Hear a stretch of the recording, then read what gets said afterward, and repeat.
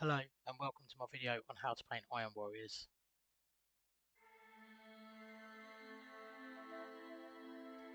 So first I'm starting with a dark silver metallic base. This is by Procreal. You could use Lead Belcher or the Iron Warriors colour by Citadel or Gunmetal by Vallejo, it doesn't really matter. What I'm doing here is just putting it on some kitchen towel and I'm going to be stippling this on using a small makeup brush.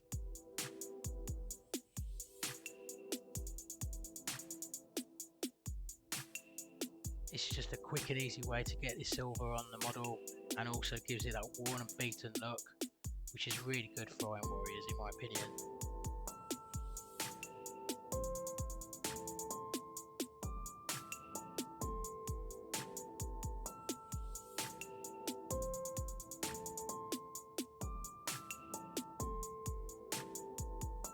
So after doing that, you've got nice coverage to your taste. You can go less or more with that dark silver base, it's totally up to you. But I'm going in with silver, bright silver now, just to pick out a few edges, top of the knees, some of the armour joints. I'm not edge highlighting as such, I'm kind of going on a jaggedy motion. Everything I did in this video, anyone can do. There is no skill level required for everything I do in this video. I wanted a nice chilled relaxed afternoon when I painted this model and I had a lot of fun painting it, and I hope that maybe you can take away something from this video as well that lets you have some fun with painting your Iron Warriors. But yeah, if you watch there, I'm not being too precise, I'm going at it with a kind of jagged motion, loosely following the knee pads there. Now I'm going in with black. I'm using coal black here by Procreal, but any black will do. I'm just picking out the rubber joints in the hips there. The Mark II armour here on these Horus Heresy Iron Warriors have this weird black kind of tubing on the thighs and on the back of the legs as well, in the knee joints. It's kind of like vertical tubing, I quite like it, how it breaks up the armour. And now for the cool bit of Iron Warriors, hazard stripes. So there I'm using golden brown, it's an off yellow, I much prefer this to a bright yellow. It's muted, so it is a good contrast to a metallic, because it's not as vibrant, and also it covers metallic really well. You can cover other colours better than a bright yellow with it, so you can fix mistakes easier, and the muted colour, just in my opinion, works loads better for Iron Warriors because it helps give it a more grungy kind of look, which you can achieve by adding weathering techniques afterwards, but I like to start with that kind of dirty yellow base colour. This goes on in one coat. I did do 2 coats on it to really make sure the metallic wasn't shining through, but you could get away with smashing that on with 1 coat. Heavy gold brown by Vallejo is a good alternative to that, to the golden brown that I used if you want to stick to Vallejo's. Here I'm just trying to do the black hazard stripes. It was a hot afternoon and I thinned the black quite a lot and didn't have enough on my brush, and the tip was drying. The brush is quite old and knackered, and I wasn't thinning the paint well enough. In hot weather, adding a little touch of flow improver in your paints when you want to thin them down and draw nice neat lines really helps, or even a bit of matte medium that you can get from art stores really helps with the flow of acrylic paints in hot weather. And I didn't think about that till after I'd painted this model. So you can see me battling just to draw a couple of black lines here. It really isn't that hard. I made this look way harder than it is. On such a small model, anyone can just draw a sweeping motion.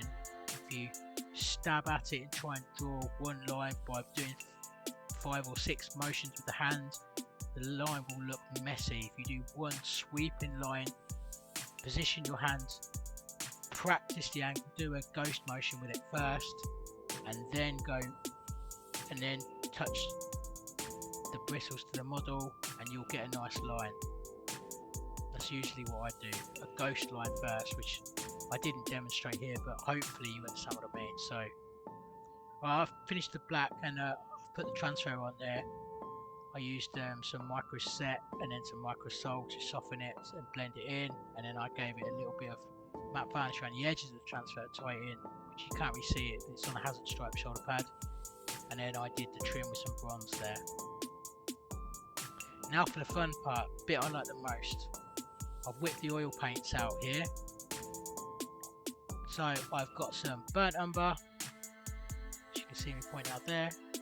I've got some burnt sienna, which is that reddish brown colour, which I love. It looks like burnt oxide and rust. I've got some Payne's grey and some terra verte to dirty it up a bit, and I threw them colours in because I'm going to be applying this oil all over the model. I'm adding also a tiny bit of rapid medium. I'm using odourless thinners, but I'm not mixing the paint with the thinners. I'm putting my brush in the thinners first, dabbing my brush on a towel to get the excess of the thinner out, and then just getting it in the paint. And if you can see there, I'm wiping a lot of the paint off my brush. Now this dramatically helps with the drying time. This misconception that oils take forever to dry is a complete fallacy. People treat oils like acrylics. Oil paint goes a very, very long way. When you're wiping it on your palette like that, it looks like you haven't got any on. You touch the model and you'll see how far that paint will go. Now I am applying it a lot there, but if that was an acrylic, I'd be going back to the palette a lot more than what I am. So as you can see, I'm getting into all the nooks and crannies. I'm getting in the base as well. You can see how there I'm wiping it around the palette. I'm getting it working it into the brush, but I'm also making sure I'm getting off the excess there. That paint is going a very long way, and there's hardly any rapid medium in that. So in theory, you wouldn't expect this to dry if you believed all the rumours and myths about oils taking 25 years to dry, but this was about 4 or 5 o'clock in the afternoon on a moderately warm day, mid-20s, and this was dry 6 o'clock in the morning next day, fully dry. Now I don't leave it like this, I left this a couple of hours once I was done before wiping some off, which you'll see in a moment. But yeah, just bear in mind, oils don't take forever to dry if you are thin and careful with them. You can't dilute oils, but you can thin them and get as little on your brush. Less is more, and more is way too much when it comes to oils. So I put it aside for a bit, and then I came back a couple of hours later. I'm using a makeup sponge there. You can get these from Amazon. I'll drop some links in the description so you can use these. You can also get makeup sponges that are almost like Q-tips. I do have some, but I didn't use them in this video. But they're a great benefit because they don't leave stray hairs everywhere. But I just used a normal Q-tip here. I used a bit of oil thinners there to be a bit more harsh with my oil removal, so that I get a variation in how the weathering and oil looks on the model. And I'm also using it to get the excess off the basing. That was just some unpainted grit and sand that I'd mixed up, and I've gone straight over it with oils.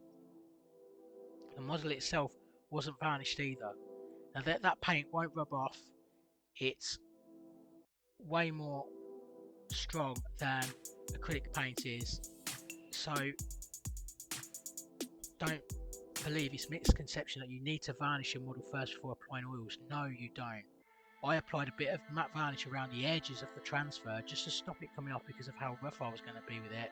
That was it.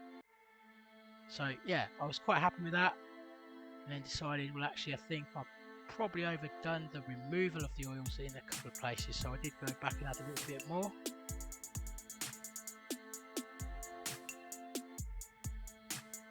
Which, yeah, you can see me doing there. I'm just slapping it on with the brush. Now I'm using another oil paint, bulk titanium. It's bleached titanium. I mean, it's just a ivory kind of colour, bone colour. See there, I'm wiping a lot off the brush, hardly any on the brush.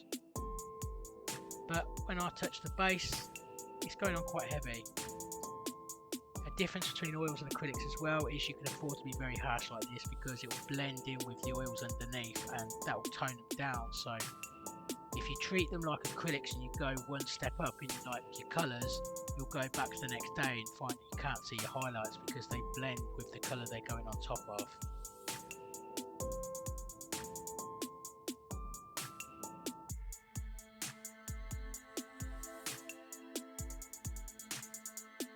But I just did this to help bring out some definition, and again, that gravel and sand and grit wasn't painted at all until I applied the oils. And that basing was just glued on with some Elmer's glue watered down, and then another much thinner, more watered down layer of Elmer's glue painted over the top, and it was ready for me to paint oils over a couple of hours later. So